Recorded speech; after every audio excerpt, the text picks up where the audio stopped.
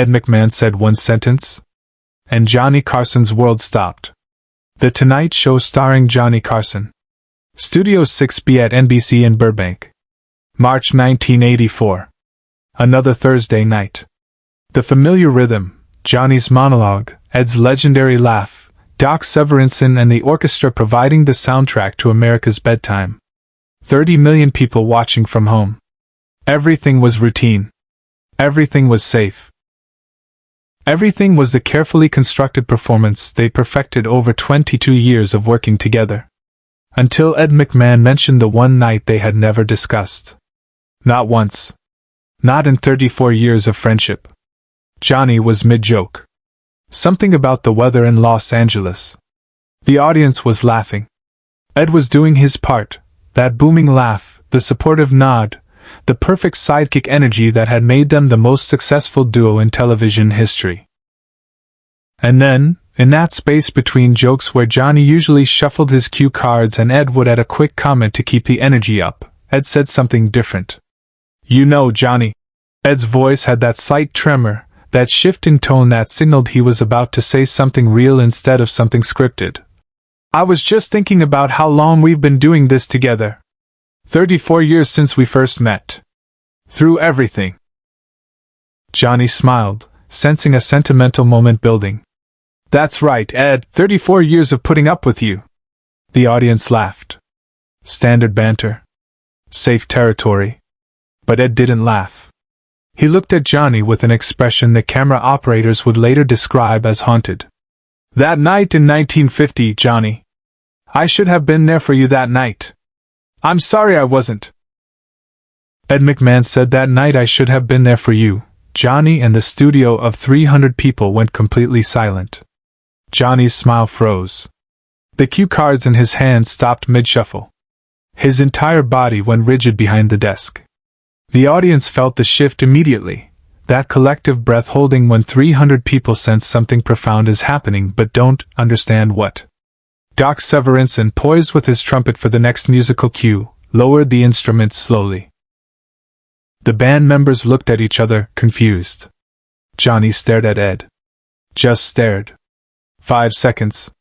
10 seconds. An eternity in live television.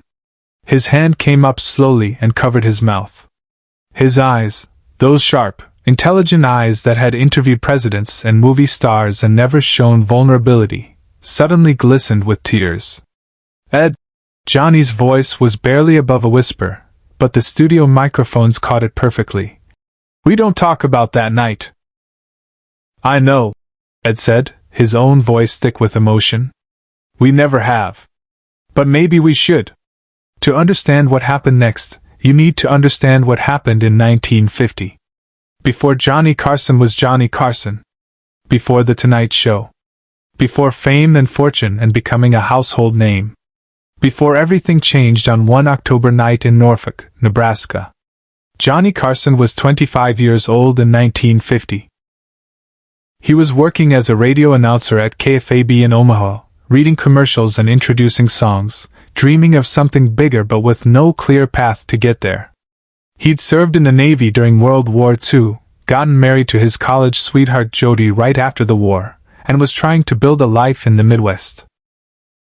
Ed McMahon was also 27, working as a television pitchman in Philadelphia, hawking products and doing voiceover work, hustling just like Johnny, both of them wondering if they'd ever break through. They hadn't met yet. That would come years later in 1957 when Ed became the announcer for Johnny's game show Who Do You Trust? But in 1950, they were still separate, still struggling, still years away from the partnership that would define both their lives. Johnny and Jody had been married for 4 years. They had one son, Christopher, who was 3 years old. They lived in a small apartment in Omaha. Money was tight.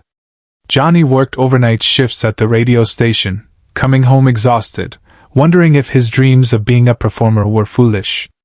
But Jody believed in him. She always believed in him. On October 14, 1950, Johnny was at the station doing his usual overnight show. Playing records. Reading news updates.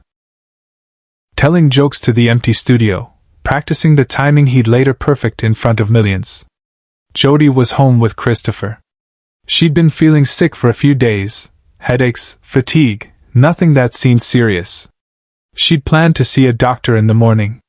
At 2:47 a.m., while Johnny was introducing a Frank Sinatra song on the radio, Jody collapsed in their apartment bathroom. A brain aneurysm. Sudden. Catastrophic. She was 23 years old. The neighbor found her 2 hours later when Christopher started crying and wouldn't stop. By the time Johnny got the call at the radio station, Jody was already at the hospital. By the time he got to the hospital, she was already gone. Johnny Carson, 25 years old, stood in that hospital hallway and felt his entire world disintegrate. His wife was dead. His 3-year-old son was now motherless. And Johnny had been at work, telling jokes to no one, while she died alone. The funeral was small. Johnny's parents came. Jody's family came. Friends from the radio station. Johnny stood beside the coffin in his only suit, the same suit he'd worn when he married her, and couldn't cry. He was frozen. Numb. The grief was too massive to process, so his body simply shut down all feeling. Ed McMahon, working in Philadelphia, never knew any of this happened. They hadn't met yet. They were just two guys grinding through small-market broadcasting jobs, unaware that their lives would eventually intersect and change television history. After the funeral, Johnny went back to work. 3 days after burying his wife, he was back on the radio, reading commercials, introducing songs, pretending nothing had happened. Not because he was strong. Because he didn't know what else to do. He never spoke about Jody again. Not to his family. Not to his friends. Not to the women he dated and eventually married in the years that followed. He locked that grief away in a place so deep that even he couldn't access it anymore. When Johnny met Ed McMahon in 1957, 7 years after Jody's death, they became fast friends. Partners. Brothers in every way that mattered. They worked together, drank together, laughed together. Ed knew Johnny better than almost anyone. But Johnny never told him about Jody. About that October night in 1950. About standing in a hospital hallway at 25 years old and feeling his soul crack in half. Subscribe and leave a comment, because the most powerful part of this story is still ahead. The silence in Studio 6B stretched on. Johnny's hand was still covering his mouth. Tears were running down his face now, and he wasn't trying to hide them. Johnny Carson, who never cried on camera, who maintained perfect control through every interview, every sketch, every moment of his 30-year broadcasting career, was crying on live television. Ed McMahon was crying too. Not the fake-out tears of a comedy bit. Real tears. I found out about Jody last month, Johnny. I was going through some old broadcasting archives for a project, and I found your name in a 1950 Omaha newspaper. The obituary. And I realized I've known you for 27 years and you never told me. You carried that alone all this time. Johnny's voice was raw. We don't talk about her, Ed. I don't talk about her. I know. And maybe that was okay for 34 years. But Johnny, you don't have to carry it alone anymore. The control room was in chaos. Director Bobby Quinn was frantically asking if they should cut to commercial. Producer Fred DeCordova stood behind him, hand on his shoulder, tears streaming down his own face. Keep rolling, Fred whispered. Just keep rolling. Backstage, he made a choice no producer would have ever allowed. Johnny stood up from behind his desk. Not the casual standing he did during comedy bits. This was different. Deliberate. He walked around the desk to where Ed was sitting, and Ed stood to meet him. They embraced. Not a Hollywood hug. A real embrace. Johnny's face buried in Ed's shoulder, his body shaking with 34 years of grief finally released. Ed held his friend, his brother, while 300 audience members and 30 million viewers watched two men who had spent 3 decades making America laugh finally stop performing and just be human. The studio audience didn't know what to do. Some were crying. Others sat in stunned silence. No one applauded. This wasn't a moment for applause. Doc Severinsen quietly signaled the orchestra. They began to play, very softly, not the usual Tonight Show energy, but something gentle, reverent, creating a musical space for grief. Johnny pulled back finally, wiping his eyes with the back of his hand. He looked at Ed, then at the audience, then directly into camera one. Her name was Jody, Johnny said, his voice steadier now but still thick with emotion. We were married for 4 years. She died in 1950. I was 25 years old. And I've never talked about her publicly because... He paused, searching for words. Because if I talked about her, I'd have to feel it.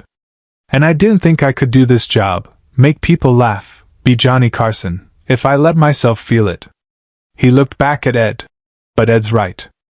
I've carried it alone for too long. Ed reached into his jacket pocket and pulled out something, a small, worn photograph. He handed it to Johnny. I found this too, Ed said quietly. In the archives. Your wedding photo. From the Omaha paper in 1946. Johnny took the photograph with trembling hands. The image of a young Johnny Carson, 21 years old, skinny, full of hope, standing next to a beautiful young woman with dark hair and a radiant smile. She was beautiful. Johnny whispered. She believed in me when I had no reason to believe in myself. She thought I was going to be somebody. And then she died before. His voice broke. Before I could show her she was right. But this was the moment no one in the studio, nor anyone at home, ever saw coming. Johnny looked at the photograph for a long moment. Then he walked over to his desk and opened the bottom drawer, the drawer where he kept his personal items, the things that mattered. He placed the photograph inside, gently, reverently. Ed gave me back something I thought was gone forever, Johnny said, addressing the audience now. Not just the photograph, but permission. Permission to remember. Permission to grieve. Permission to talk about the person who believed in me before any of you did. He sat back down at his desk. Ed returned to his seat. The studio was still silent. Johnny picked up his cue cards, looking at the jokes written there, jokes about politics and celebrities and the weather. Jokes that suddenly seemed meaningless compared to what had just happened. He put the cards down. You know, Johnny said, his voice finding that familiar cadence. Ed and I have worked together for 27 years. We've done thousands of shows. Made millions of people laugh. But tonight, for the first time, we did something more important. We told the truth.